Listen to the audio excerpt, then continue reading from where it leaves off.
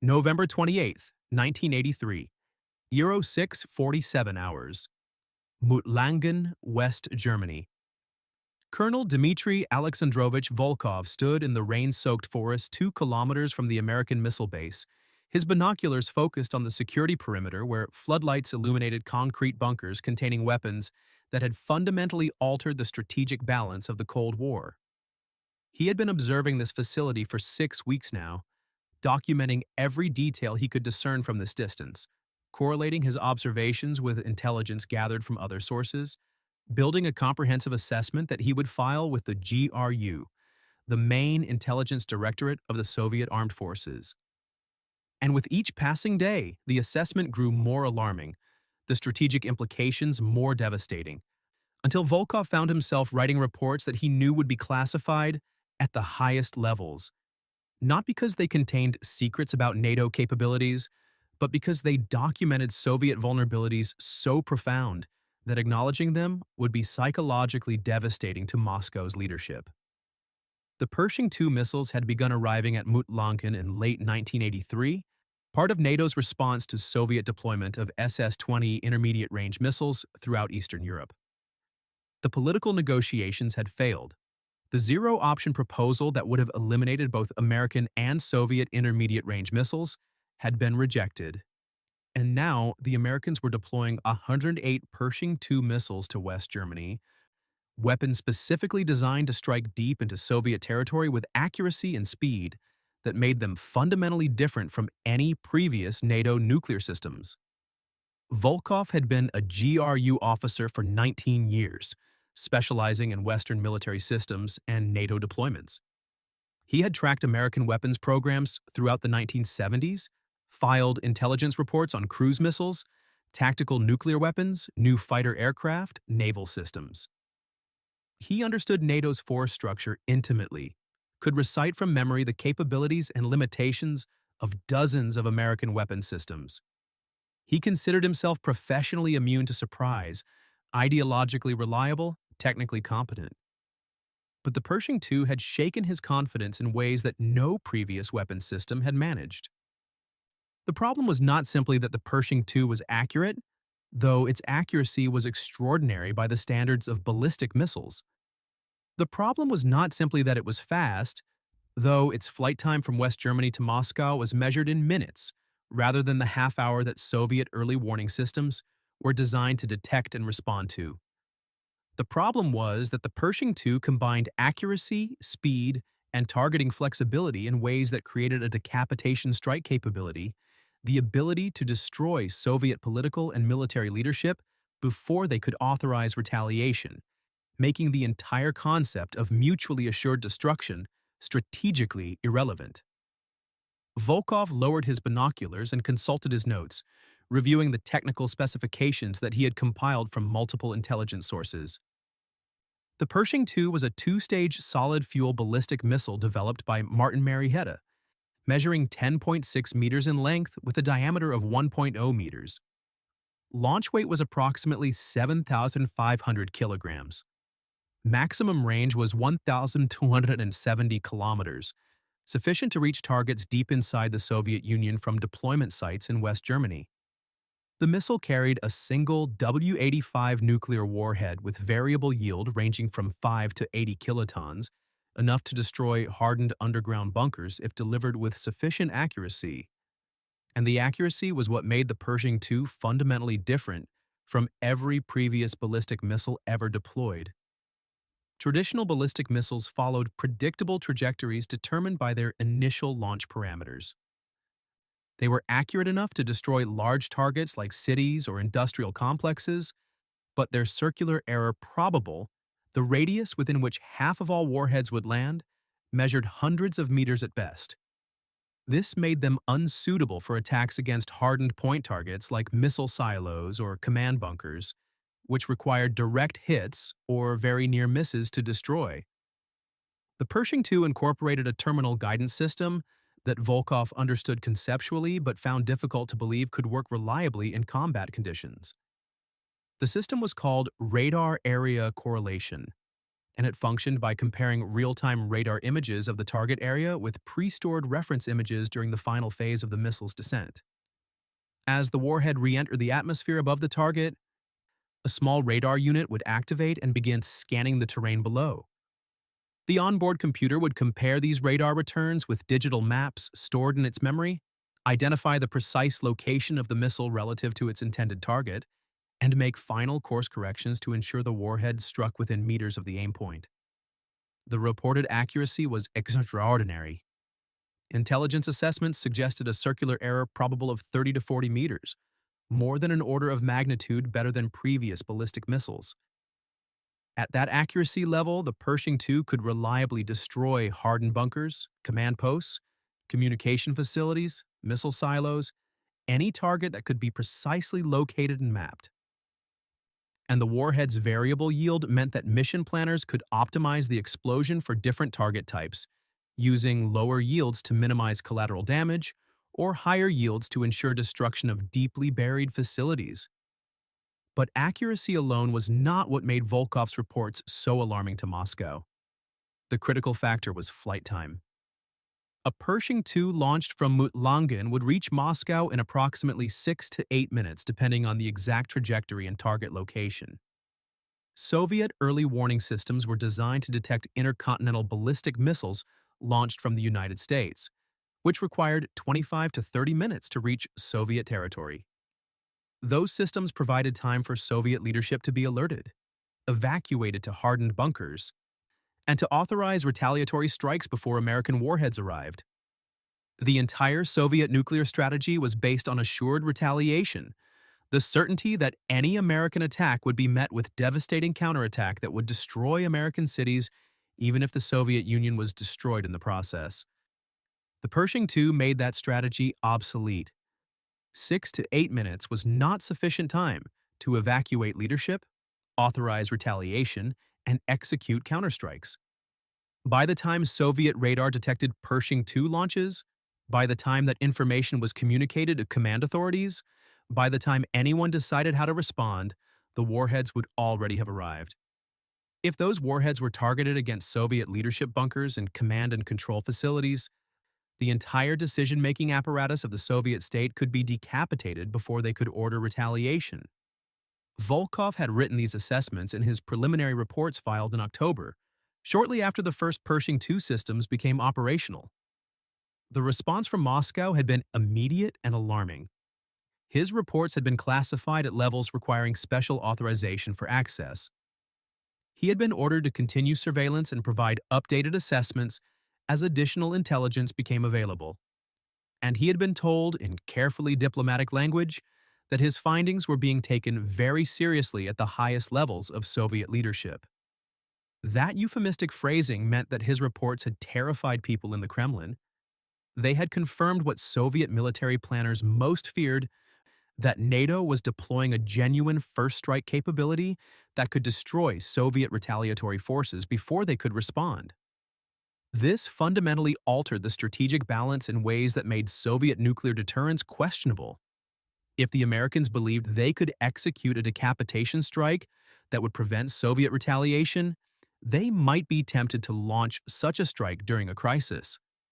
And even if they had no intention of attacking, the mere existence of the capability would force Soviet leadership to consider preemptive action, launching their own strikes before the Americans could strike first. The rain intensified, and Volkov retreated deeper into the forest, finding shelter beneath a thick stand of pines. He had been operating in West Germany for 3 months now, officially assigned to the Soviet embassy in Bonn, with diplomatic cover as a trade representative. His actual duties involved surveillance of American military installations, recruitment of sources with access to NATO planning, and compilation of intelligence assessments on Western military capabilities. It was dangerous work that required constant vigilance against West German counterintelligence, but the risks were acceptable given the strategic importance of the intelligence he was gathering. His surveillance of the Mutlangen facility had documented the deployment schedule for the Pershing II missiles, the security procedures protecting them, the training activities of American personnel operating the systems. He had observed test exercises where crews practiced launch procedures, noting the speed with which the missiles could be prepared for firing. The Pershing II was mounted on a mobile transporter erector launcher that could be rapidly relocated to avoid targeting by Soviet forces. The missiles could be fired within minutes of receiving launch orders, much faster than older systems that required extensive pre-launch preparation. But the most troubling intelligence had come not from his personal observations, but from a source within the West German Defense Ministry, a mid-level official whose access to NATO planning documents made him one of the GRU's most valuable agents in Western Europe. This source had provided copies of American targeting plans for the Pershing II force, documents that detailed exactly which Soviet facilities the missiles were intended to strike in the event of war. The targeting list had confirmed Volkov's worst fears. The Pershing II force was not assigned against Soviet missiles or military bases in any significant numbers. Instead, the primary targets were Soviet leadership bunkers, communication facilities, command posts, and government installations in and around Moscow. The Americans were planning a decapitation strike designed to destroy Soviet decision-making capability in the opening minutes of a conflict, before Soviet leaders could order retaliation. The specific targets included the deep underground bunker complex at Sharapovo, approximately 40 kilometers southwest of Moscow, where Soviet political and military leadership would relocate during a crisis. They included the alternative command post at Ramenki, built beneath Moscow State University.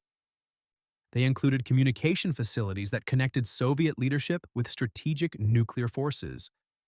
The targeting plan was comprehensive and sophisticated, designed to sever the chain of command that connected political authority with nuclear weapons, rendering Soviet retaliatory forces leaderless and unable to execute coordinated counterstrikes.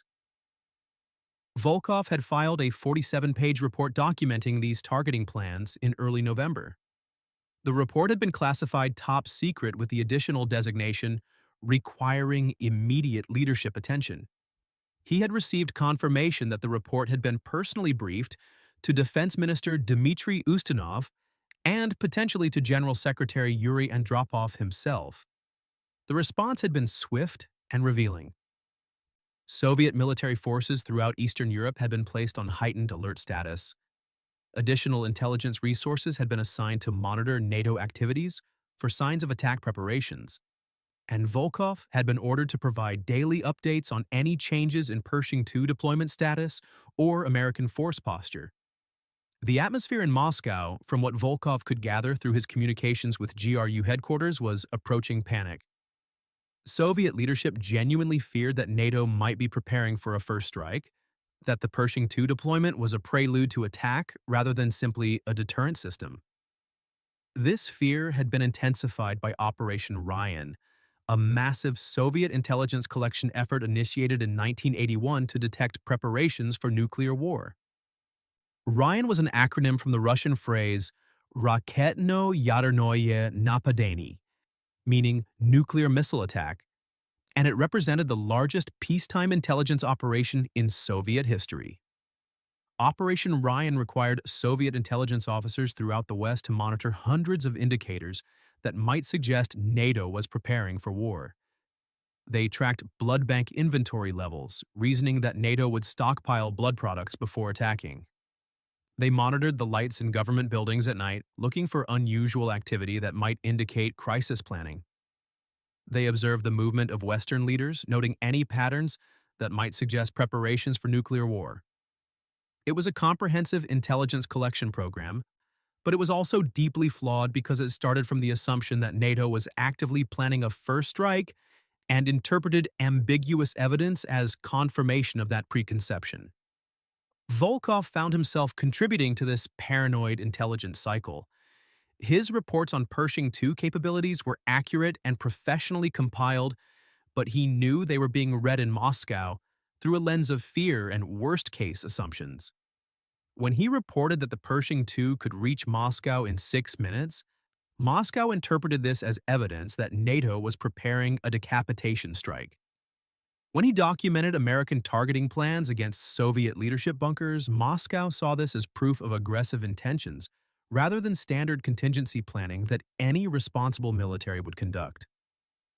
The most recent crisis had occurred in early November during a NATO exercise called Able Archer 83. The exercise was a routine command post drill designed to practice nuclear release procedures and ensure that NATO's nuclear chain of command functioned properly. But Soviet intelligence had observed unusual patterns during the exercise. Communications were encrypted at higher classification levels than normal. Senior NATO officials participated in the drill, including people who would be involved in actual nuclear decision-making, and the exercise scenario appeared to escalate from conventional conflict to nuclear release, following a pattern that Soviet planners believed might be used to disguise actual attack preparations. Soviet military forces had responded by increasing their alert status to levels not seen since the Cuban Missile Crisis. Nuclear-capable aircraft had been placed on increased readiness. Submarine patrols had been intensified. Intelligence collection against NATO had been stepped up across Europe. For several days in early November, the Soviet Union had been operating under the assumption that nuclear war might be imminent, that NATO's exercise might transition into actual attack. The crisis had passed when Able Archer concluded without any attack materializing. But the episode had demonstrated just how close the world had come to miscalculation, based on mutual fear and misunderstanding. And Volkov understood that his own intelligence reports had contributed to that crisis atmosphere by documenting capabilities that made Soviet leadership believe they were genuinely vulnerable to a decapitation strike they could not defend against.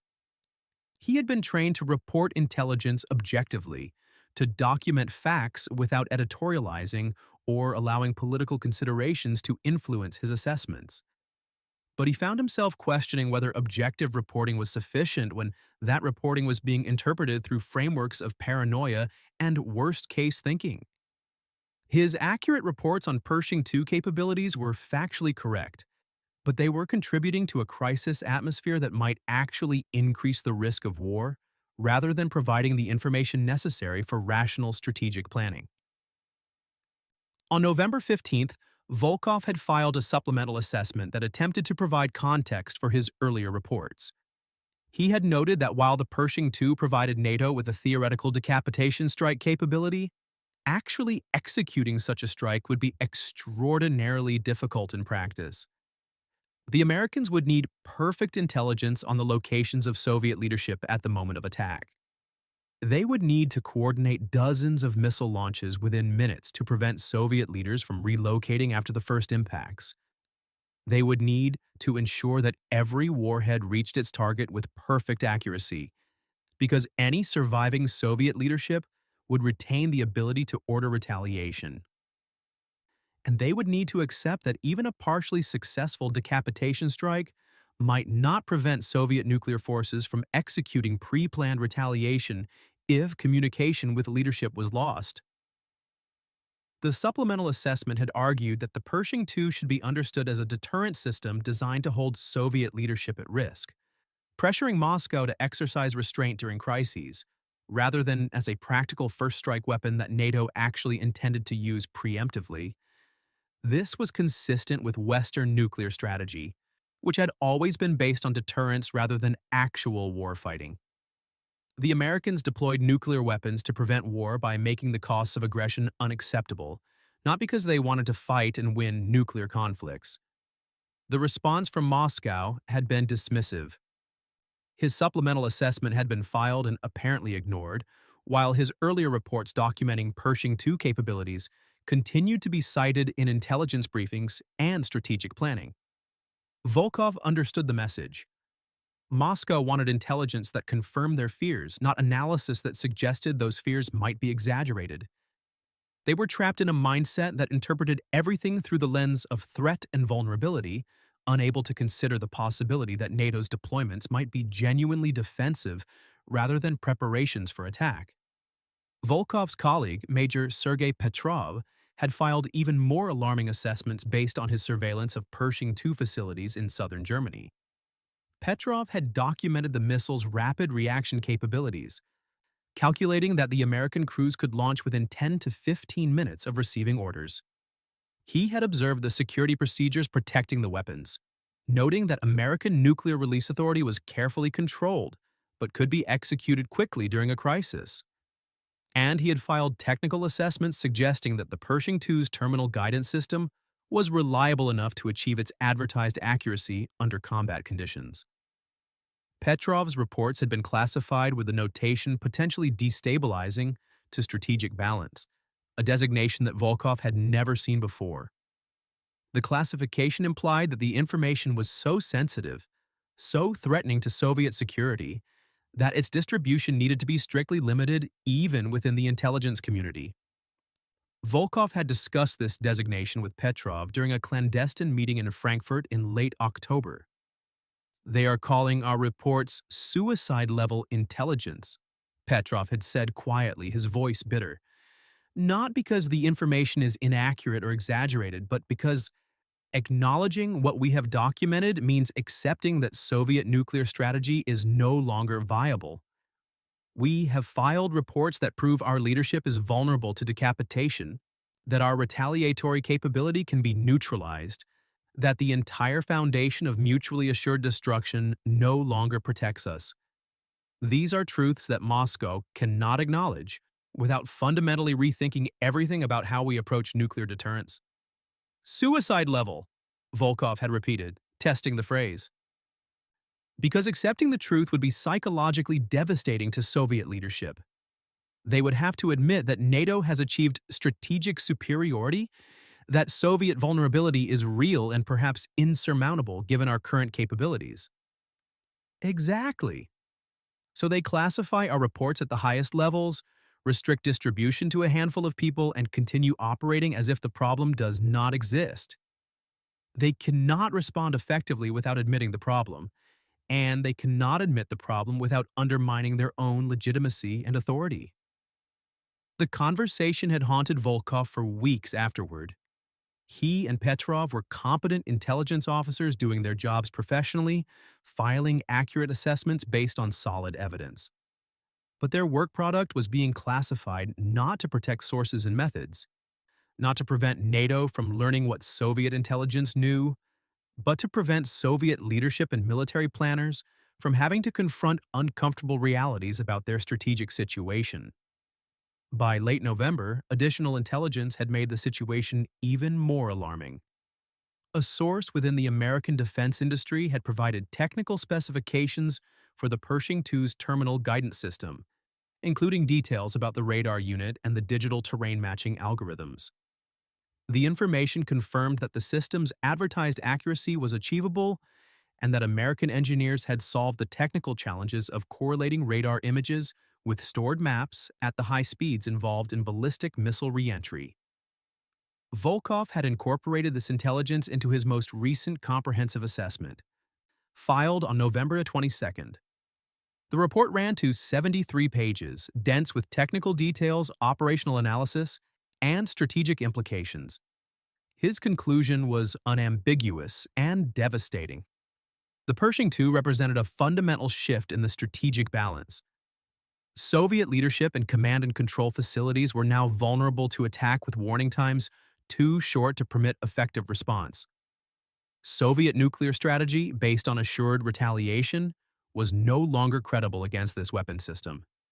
Defending against the threat would require either developing comparable weapons to hold NATO leadership at similar risk, deploying defensive systems capable of intercepting the missiles during their brief flight time, or negotiating arms control agreements that eliminated the weapons entirely. The report had been filed 6 days ago. Volkov had not yet received any response from Moscow, which was unusual. Typically, important intelligence assessments were acknowledged within 24 to 48 hours, even if detailed analysis and decisions took longer. The silence suggested that his report was being considered at the highest levels, that it had reached people who needed time to absorb its implications before formulating a response. Volkov checked his watch. 0723 hours. He had been in the forest for nearly 2 hours conducting surveillance in conditions that were miserable but necessary. He had documented that 3 additional Pershing II transporter erector launchers had arrived at Muttlangen overnight, increasing the total number of deployed systems. He had photographed the convoy from a concealed position, capturing images that would be transmitted to Moscow through secure channels. And he had observed enough to confirm that the American deployment schedule was proceeding on time, that all 108 planned Pershing II missiles would be operational by early 1984. He began the careful process of extracting from his surveillance position, moving through the forest in a route designed to avoid any areas where he might be observed by American security or West German police. His diplomatic cover would protect him from arrest if he was caught, but being identified as an intelligence officer would compromise his ability to operate in West Germany and potentially expose his sources. The standard procedure was to vary his surveillance patterns, never approaching the same facility from the same direction twice, never maintaining observation positions for longer than 3 hours, never doing anything that might establish a pattern that counterintelligence could detect. 2 hours later, Volkov was in his car driving toward Bonn, his surveillance materials concealed in a diplomatic pouch that would be immune to search even if he was stopped. He was scheduled to meet with his case officer that afternoon to transfer the materials for transmission to Moscow and to receive any new taskings or intelligence requirements. But his mind was still focused on the strategic implications of what he had been documenting for the past 3 months. The Soviet Union was trapped in an impossible position. The Pershing II deployment had created a vulnerability that Soviet forces could not effectively defend against with current capabilities. Developing comparable weapons would take years and would simply perpetuate the destabilizing situation by putting both sides' leadership at risk. Defensive systems capable of intercepting ballistic missiles in their terminal phase did not exist and would be extraordinarily difficult to develop. Arms control negotiations might eliminate the weapons, but such negotiations would require the Soviet Union to make concessions, probably including elimination of their own SS-20 missiles, and would be seen domestically as admitting to strategic weakness. Every option was unacceptable in different ways, and Moscow's response had been to classify the intelligence, restrict its distribution, and essentially pretend the problem was less severe than Volkov's reports indicated. They were choosing psychological denial over strategic adaptation, maintaining comfortable fictions rather than confronting uncomfortable realities. The meeting with his case officer, Colonel Ivan Zhukov, took place in a safe house in a Bonn suburb. Zhukov was a career GRU officer who coordinated intelligence collection activities throughout West Germany, managing a network of officers and sources that provided continuous reporting on NATO military activities. He was competent and experienced, but Volkov detected signs of strain in his demeanor, tension that suggested the reports from the field were having impacts throughout the intelligence hierarchy. Your assessment from November 22nd has been read by everyone who matters, Zhukov said without preamble once they were alone in the safe house's secure conference room. Defense Minister Ustinov personally briefed General Secretary Andropov. Your findings were discussed in a special Politburo session, and the response has been classified in ways that make further distribution almost impossible. What classification? Volkov asked, though he suspected he already knew. State secret of the highest importance with additional restrictions limiting access to personnel with specific authorization. I have not been authorized to see the full response, only to relay certain instructions to you. But I have been told that your reports are being taken very seriously and that the information you have provided has influenced strategic planning at the highest levels. Influenced how? Zhukov hesitated, clearly uncertain how much he should reveal. The leadership is genuinely alarmed. They believe NATO may be preparing for a first strike. They have ordered increased intelligence collection to detect any signs of attack preparations. And they are considering various response options, though I have not been informed what those options might be. Volkov absorbed this carefully. Colonel, do you believe NATO is preparing to attack? Another hesitation. I am not authorized to express personal opinions on strategic matters. I am asking as one intelligence professional to another. Based on everything you have seen and analyzed, do you genuinely believe the Americans are planning a first strike? Zhukov was silent for a long moment, weighing his words. I believe the Americans have deployed weapons that give them a first strike capability. I believe Soviet leadership is vulnerable in ways we have not been before. But I do not believe NATO is actively planning an unprovoked attack. Their deployment of Pershing II is a response to our deployment of S-20. It is an action-reaction cycle driven by mutual fear and strategic competition, not by aggressive intentions. However, my beliefs are irrelevant if leadership in Moscow interprets the situation differently. It was the most candid assessment Volkov had heard from a senior officer, and it confirmed his own analysis. The crisis was driven not by actual NATO intentions, but by Soviet perceptions and fears, perceptions that were being reinforced by intelligence reports like the ones Volkov was filing. The reports were accurate, but accuracy alone could not prevent misunderstanding and miscalculation. "What are my new instructions?" Volkov asked. "Continue surveillance of Pershing II facilities. Monitor for any changes in deployment status, alert levels, or operational procedures. Report immediately any indicators that might suggest attack preparations, and provide weekly assessments of NATO force posture in your area of responsibility." Standard tasking that would keep Volkov focused on gathering intelligence while providing no guidance on how that intelligence would be used or interpreted. He was a collector, not an analyst or policymaker. His job was to report facts, and others would determine what those facts meant and how to respond. But he found himself unable to remain entirely passive. "Colonel, with respect, I believe my reports may be contributing to an exaggerated sense of threat in Moscow. The Pershing II is a capable weapons system, but executing a successful decapitation strike would be extraordinarily difficult in practice. NATO has many reasons to avoid nuclear war, and deploying a capability is not the same as intending to use it preemptively." Zhukov gave him a sharp look. "Major, you are an intelligence officer, not a strategic planner. Your job is to document what you observe and analyze technical capabilities, not to speculate about political intentions or provide reassurance to leadership. Moscow will decide how to interpret the intelligence you provide. You will continue filing accurate reports regardless of how those reports are received." It was a rebuke, politely delivered but unmistakable.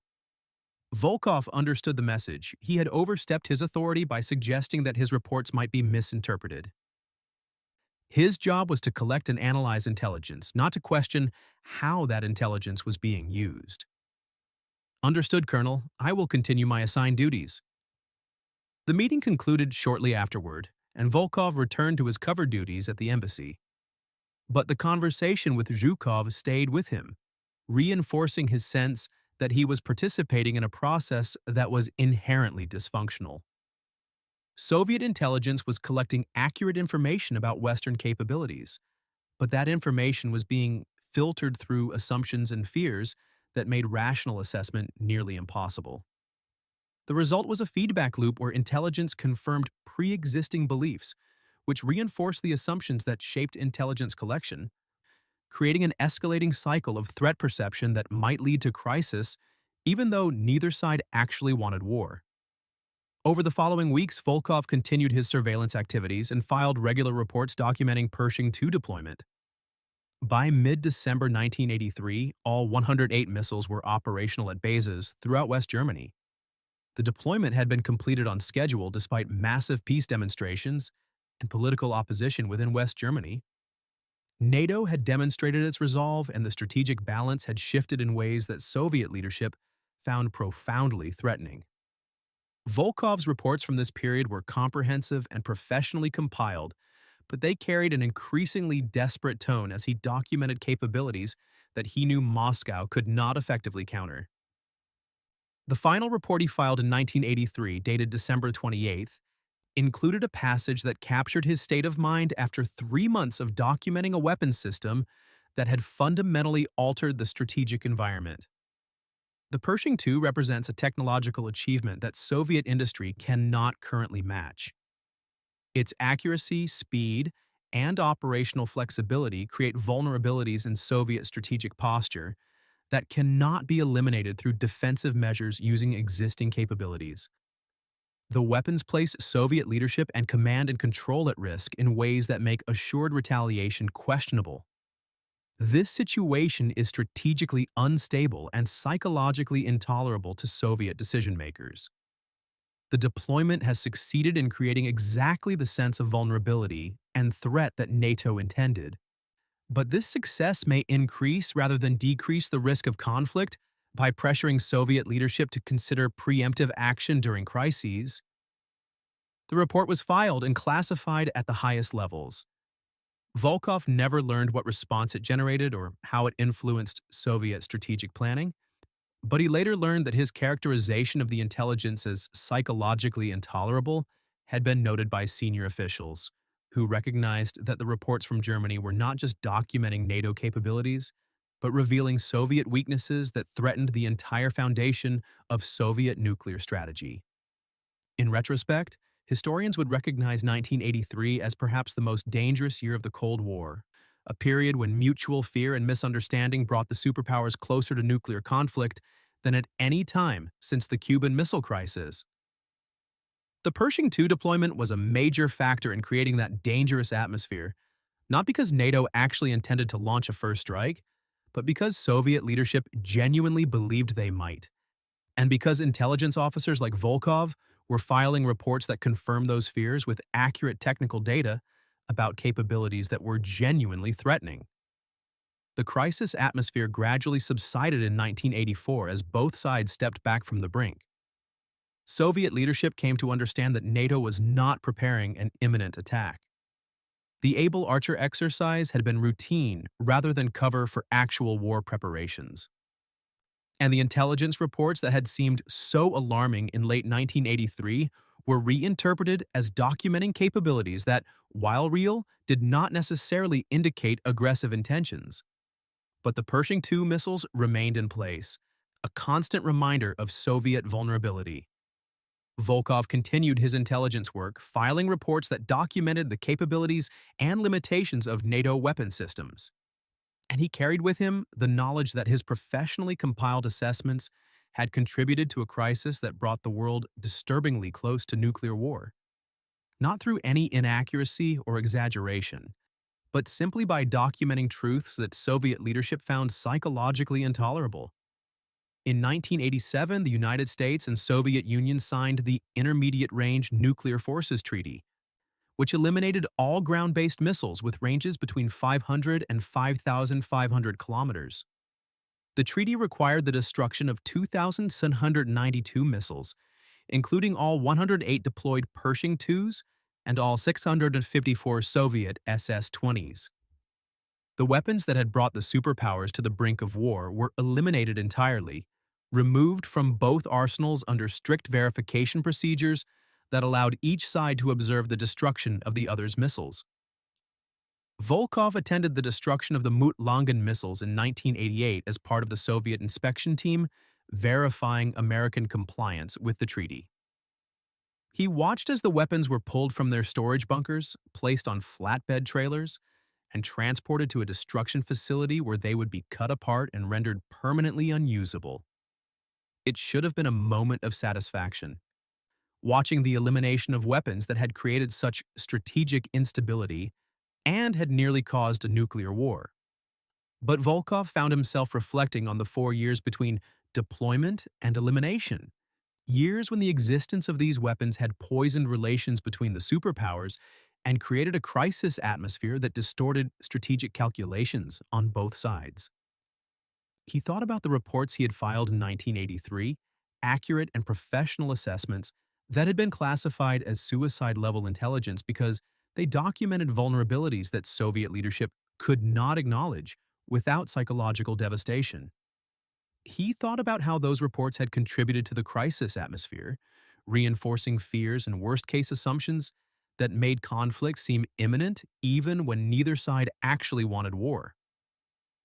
And he wondered whether intelligence work that was technically accurate could still be strategically counterproductive if it was interpreted through frameworks of fear and paranoia that prevented rational assessment. Years later, after the Soviet Union collapsed and the Cold War ended, Volkov gave an interview to a Russian military history journal. The interviewer asked about his work monitoring Pershing II deployment and what lessons he had learned from that experience. I learned that intelligence officers can file perfect reports and still contribute to disaster, Volkov said. My assessments of Pershing II capabilities were accurate. Every technical specification I documented was correct. But accuracy is not enough when your reports are being read by people who are looking for confirmation of their fears rather than objective assessment of threats. We were trapped in a system that could not distinguish between capability and intention, that interpreted every NATO deployment as evidence of aggressive plans rather than defensive deterrence. And our accurate intelligence reports fed that paranoid interpretation by documenting genuine capabilities without adequate context about how those capabilities fit into Western strategic thinking. Do you believe you should have reported differently? The interviewer asked. Volkov was silent for a long moment. I believe the system was broken in ways that made accurate reporting insufficient. Intelligence requires not just good collection and analysis, but also rational interpretation and response. When the decision makers receiving your intelligence are operating from assumptions of imminent threat and worst-case scenarios, when they are psychologically committed to seeing every development as confirmation of danger, then accurate intelligence can actually make the situation worse by providing facts that support those preconceptions. I filed reports describing suicide-level vulnerabilities because that was the accurate assessment. But those reports contributed to a crisis that nearly resulted in the suicide of both our nations through nuclear war. It was a haunting conclusion to a career spent gathering intelligence that was supposed to help Soviet leadership make informed strategic decisions. Volkov had done his job professionally and accurately, and his reward had been to watch his reports contribute to the most dangerous crisis of the Cold War, as Moscow interpreted his accurate findings through lenses of fear that made rational response nearly impossible. The Pershing II missiles were gone now, eliminated by treaty, and destroyed under international supervision. But the lesson remained. Accurate intelligence is necessary but not sufficient for strategic stability. What matters is not just what capabilities exist, but how those capabilities are understood and interpreted by decision makers operating under the psychological pressures of fear, ideology, and worst-case planning. Volkov had filed suicide-level reports not because his assessments were wrong, but because the truths they documented were psychologically intolerable to leadership that could not acknowledge vulnerability without seeing themselves as already defeated. And in the end, that inability to acknowledge uncomfortable truths that need to classify accurate intelligence as too dangerous to confront contributed more to the strategic instability than the weapons themselves ever could.